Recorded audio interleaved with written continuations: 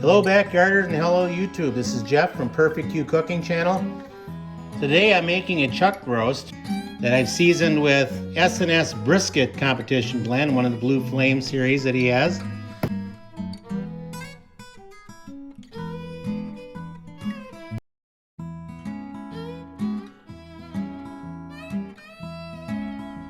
Alrighty guys, we're going to take this and put it on the drum smoker. We are right at 250 degrees. Alrighty guys, real quick video to show you what I'm doing. I'm not going to leave it open long. I don't want to lose a lot of my heat source. Chuck roast looks like it's doing just fine, and I got the chili mixed below it, so it'll drip away. Alrighty guys, just an hour and a half in. We're okay on temp. I'm going to go ahead and open this. See, the meat's cooking pretty good.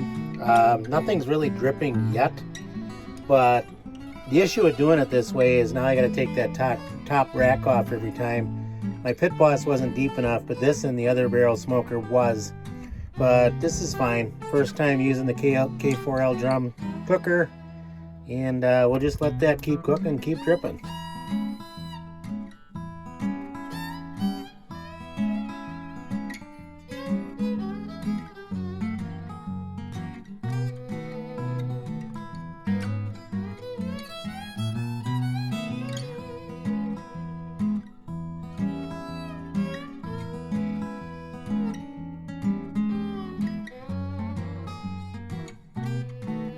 Hey guys, it's been 2.5 hours.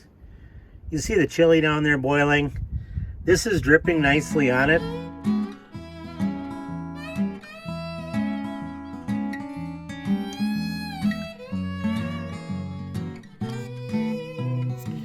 Hey guys, it's been about 3 hours. We're definitely where I consider to be done on this chuck roast for what I'm going to be using it for. I'm actually going to take and cut it up and put it in the chili anyway. As you can see, again, the drippings dripped in there nice. You're going to get that smoke flavor from the smoker into the chili. And the next clip will be inside. Alrighty guys, not much to show here. I did pull the pot off the smoker, and I'm going to take a taste test of it.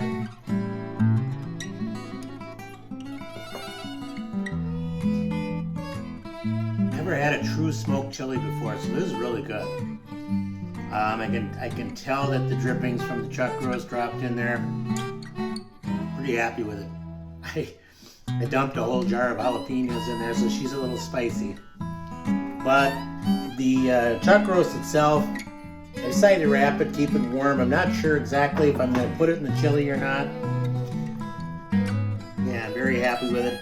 What I can say about it is I think reason a lot of guys will make like a meatloaf or a big meatball above it is because hamburger tends to be a little greasier, even though if it's almost 90% or better lean. But I did get enough flavor from that chuck roast, and I'm extremely happy with it. I'm going to do it again. I'm happy with this pot. I just bought it this morning. Talked to some friends, and they said as long as you season it beforehand, which I did, it's going to work for you for years. Thank you, backyarders. Thank you, YouTube. And we'll see you in the next video. Alrighty guys, so this is actually the next day. Here's where I have my chili. I've got it stored. I ate some of it after the video. Pretty good, again, pretty spicy. Here you can see my chuck roast, which is chopped up and stuff a bit. What I like the most about it is you can see the smoke ring, and then on some of the other pieces.